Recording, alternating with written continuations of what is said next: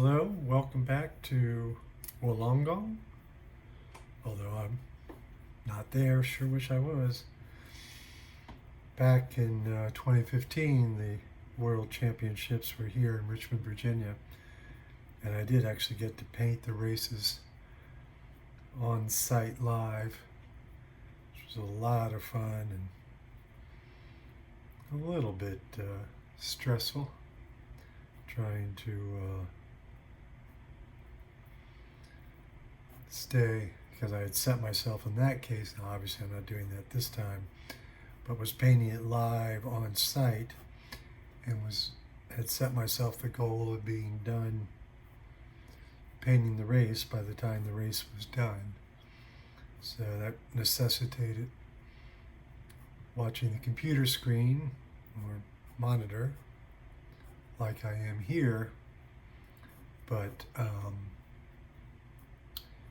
as I stopped to paint, there was the Jumbotron above me, and I was sort of painting, looking at that, keeping an eye on what was happening on the Jumbotron, should I need to paint something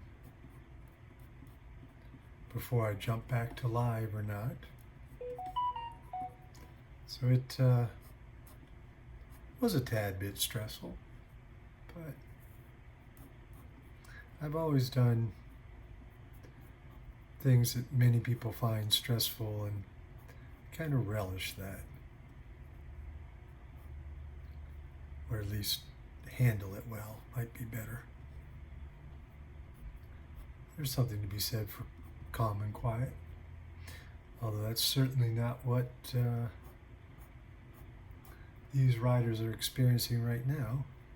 So this is Bruno Amiral, I guess, riding for France. And I certainly didn't, although he is a former French time trial champion, I wasn't expecting a big ride from him, but here he comes through the second time check, so just 10 kilometers left to race, and he is got the new best time through this section.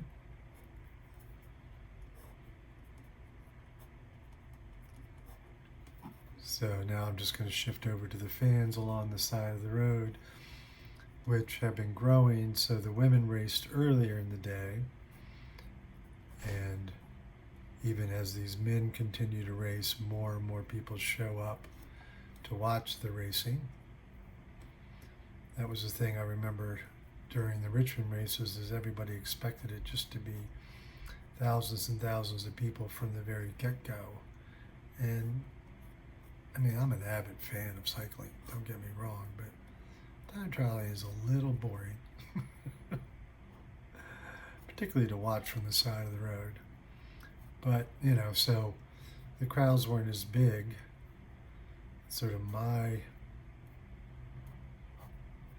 tell that they weren't going to be big was if you've seen cyclingfans.com, where you can learn about all sorts of the races and where to watch them and the results and see some video and all of that. Plus he also shares my artwork. When he said he wasn't coming till after the time trial, I went, okay, so nothing's really going to happen in the early part of the racing. And that, of course, is panning out again in today's, where this is the very start of the championships, the first day of racing, although admittedly I'm not painting it on the first day. But and while there are certainly people out, and some people really enjoying it, particularly those that happen to live along the route and got their tents set up in their front yard and are just having a big old time, the crowds are not huge. All the restaurants here were like bemoaning, oh my God, we thought we were going to be so busy. And then the courses can block So some restaurants just said, screw it, close. And actually, my alma mater was right in the middle of the race course, and they just closed the school for the week of races. I actually did a lecture right afterwards, and I asked how many kids had gone to see the races, and absolutely none had. It's like, really, guys? This is something that will never happen again.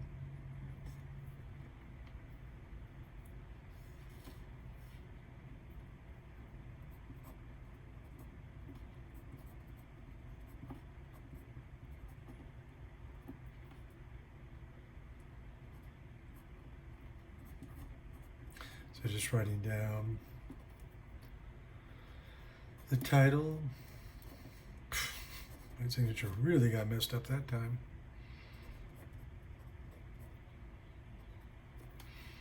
So that is the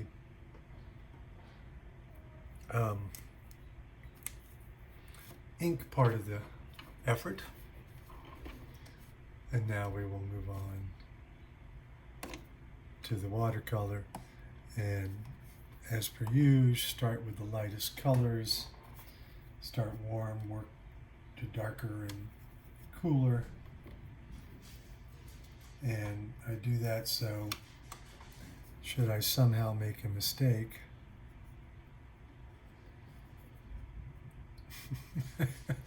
I say that like I don't make mistakes all the time, but should I make a mistake, it's a little easier to correct.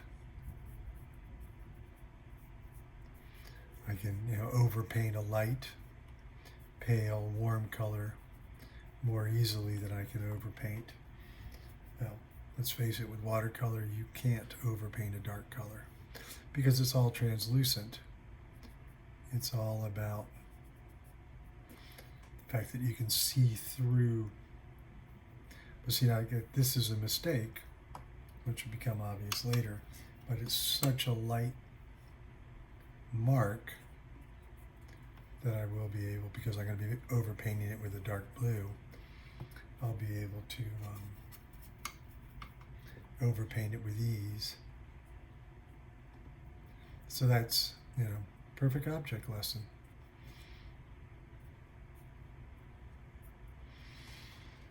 So now I'll just start working my way through the palette.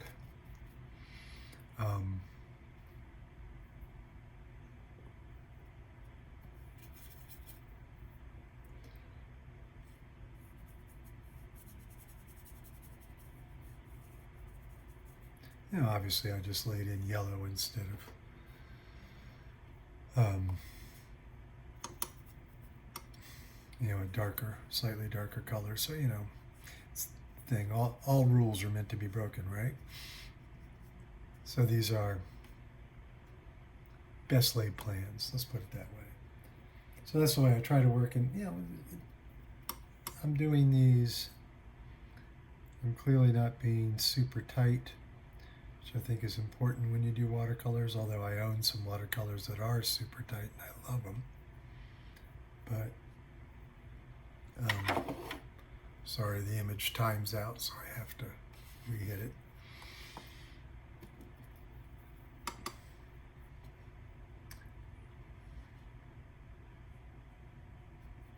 Every time I paint the French flag, I have to go bleu, blanc, et rouge, all the way back to my middle school days.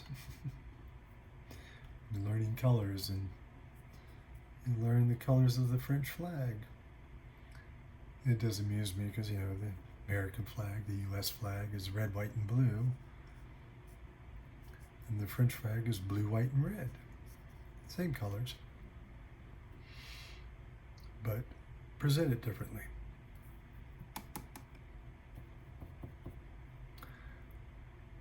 All right, sorry, I'm just taking a minute to see where I am on this.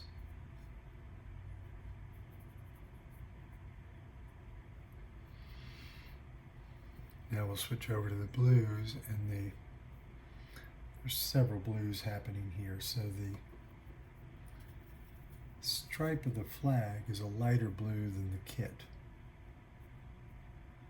So I'm going to lay that in first.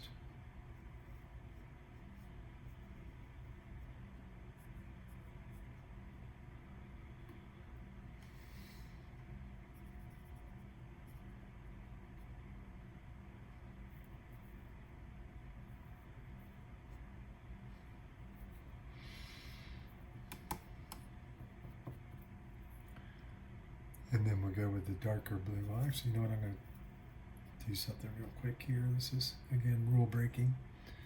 I want to hit the tinted visor and this guy's sunglasses. Okay, now I can go back here. Don't ask me why I did that first. So I'm going to take a little bit of my black color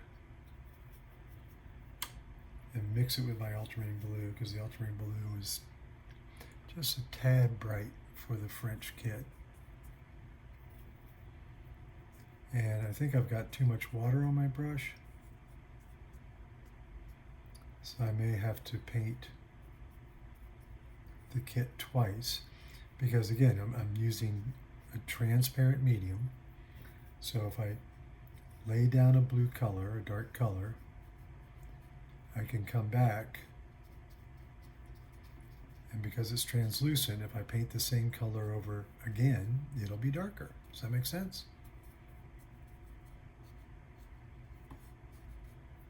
Should.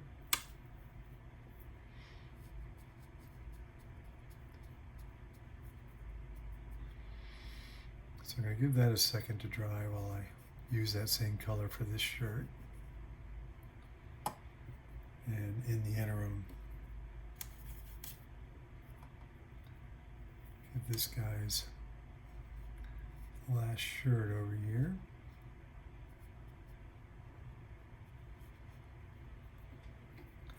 Let's use that for his hat too.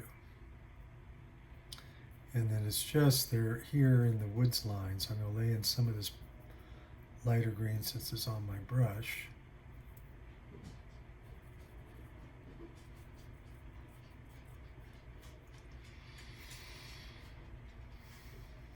And now I'm going to mix up another dark.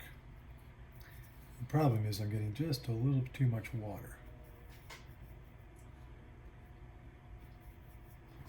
There we go. So I think you can see, so see now, see how that's so much darker? Because I'm laying it on top of existing pigment.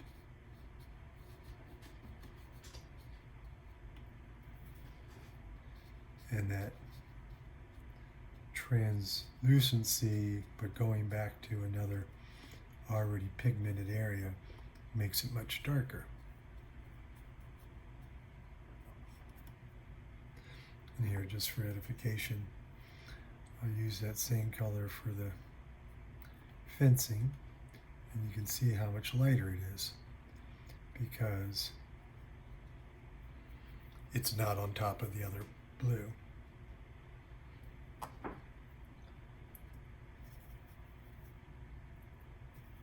So now I want to make a dark green.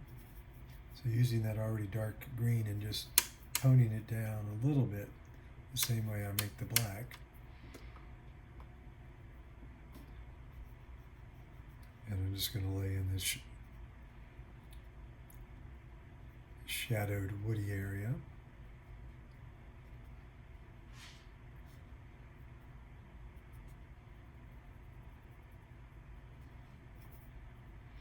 So there's another cycling artist whose work I do enjoy, but I'd love to see how he works because I have my suspicion that he may be tracing the drawing part, but he never includes a background. It's just the figures themselves. Now I'm going to hit this brighter grass green. It's been stunning just how bright all the grass is that I've been seeing. Now, of course, where I am, we're into early fall. Autumn actually starts at the end of the week. Actually starts tomorrow. But of course in Australia, beneath the equator, they're actually just starting spring. So the grass, of course, is that bright, fresh green of spring. All right, now I'm going to shift over and do the blacks. So again, I'm using that same deep green that I just used. Whoops, picked up too much, so it's going to be a little hard to balance against. So I'm going to sort of work my way towards it. So I've got too much green on that side of the palette. So as I build, I can just pick up some of it, which is what I've done. I think I'll start with the rest of his bike.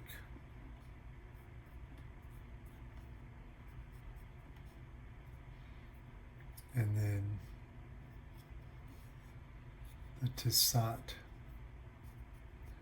watches logo. So every time there's a timing spot, Tissot has been sponsoring the timing of bike races, and you'll see it in the Olympics, lots of places. So they become the official timers. I do remember way back when I would watch the Olympics in the US, and of course Timex was the official timers. Timex being an American watch company, not on par with Tissot. So this is just about done. I'm going to sort of have the vagaries there, and then a little bit of this roadway, which is pretty dark. So I'm going to use that same black, but just a lot more water in it.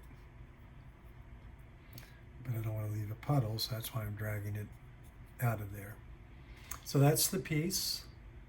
New best time at Dumfries. Dumfries is the climb. And thanks for taking the time to watch. Be sure to give it a like. Be sure to give me a comment. I'd love to hear what you think about the videos, about the racing, not about your timeshare opportunities. I do find that annoying when people link something about their hotel chain or something.